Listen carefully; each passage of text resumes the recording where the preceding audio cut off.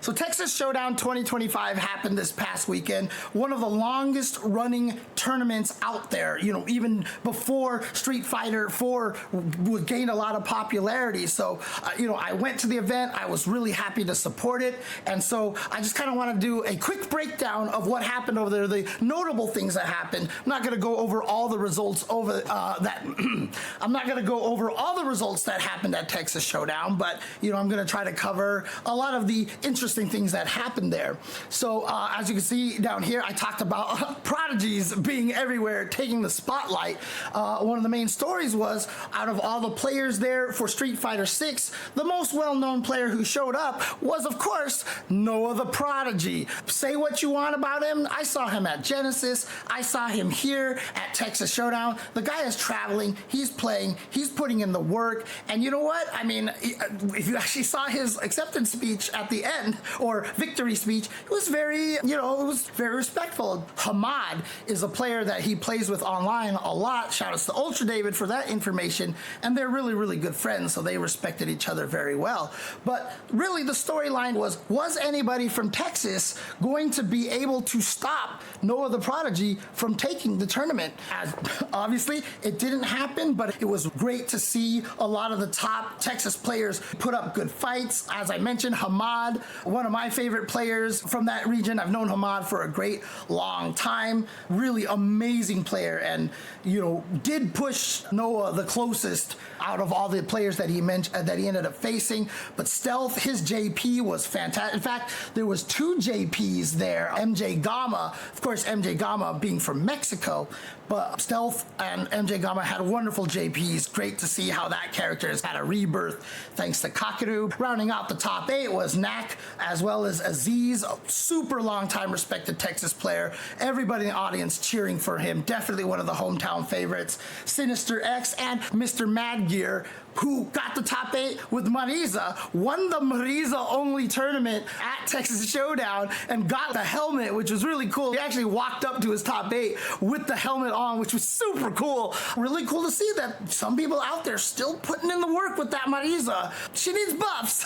Madgear told me, he said Marisa needs buffs. I do agree.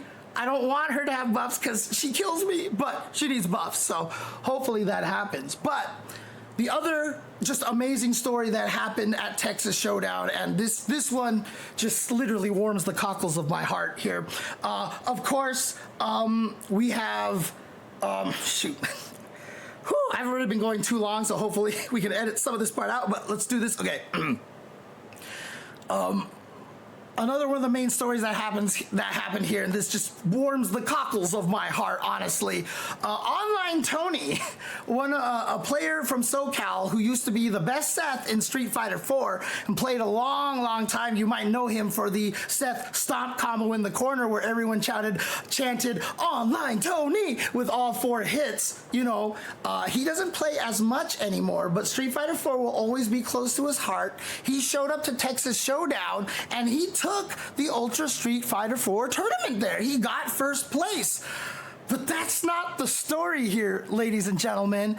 He didn't go to this event for him. He went there for his son, Online Kale, who is, I think, like 13 or 14 years old right now or something, but he's taller than Online Tony. Like, that kid he's tall, man. But he is the current super prodigy of Mortal Kombat 1. He has been beating a lot of people, and the one person he hasn't faced offline yet was Sonic Fox. And Sonic Fox has been trying to get sets with Online Kale, and Online Kale and Online Tony are like, nope, you're not getting any intel on us.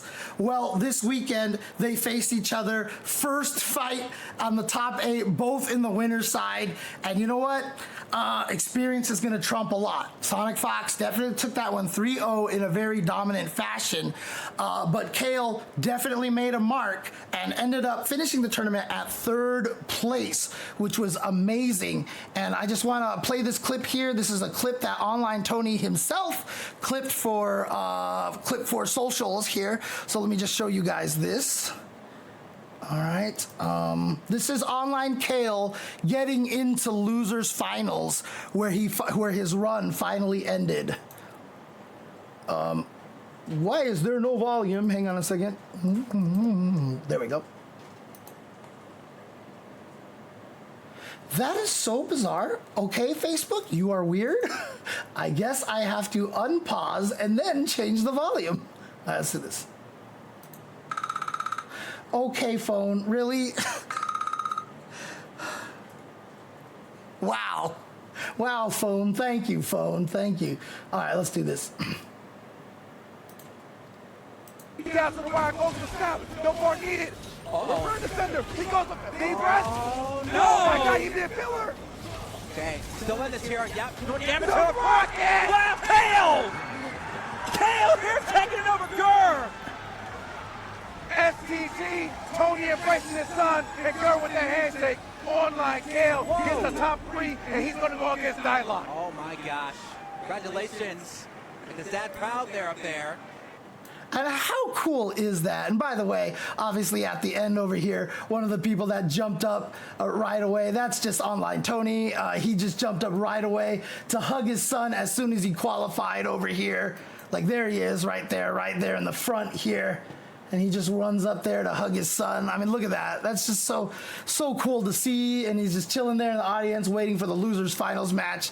So again, shout outs to Online Kale and Online Tony. What a great storyline, right? Father getting first place in Ultra Street Fighter 4. Son getting third place in Mortal Kombat 1. You know, losing to, just happens to be one of the greatest fighting game players in our age, Sonic Fox. But, you know, it's really cool. Now, a lot of people, you know, didn't travel out to Texas Showdown as much as, you know, we used to see in the past when we had a lot of the circuits and the points. But again, nothing beats offline, man. I commentated a bunch of the retro games. It was fantastic. It was beautiful. I love seeing all the old faces there. I know Vodka Gobalski's been in my chat, him and Riz1, doing amazing stuff for old school retro Capcom fighting games and stuff. And it's just great. The offline environment is the best, man. You just can't beat it. So if you ever do have a chance to hit up any of these kind of tournaments like this, like a Texas Showdown and such, I definitely recommend it. Great time, wonderful experience. Talked to so many people who said this was their first tournament. Talked to a lot of people who told me they wouldn't have gotten into fighting games if it wasn't for my commentary and stuff. And it's just wonderful to see the scene continue to grow. Thank you, Nathan, for knocking over my bottle. Anyways, that's my Texas Showdown quick recap, and hope you enjoyed these. I'll talk to you guys later. Peace.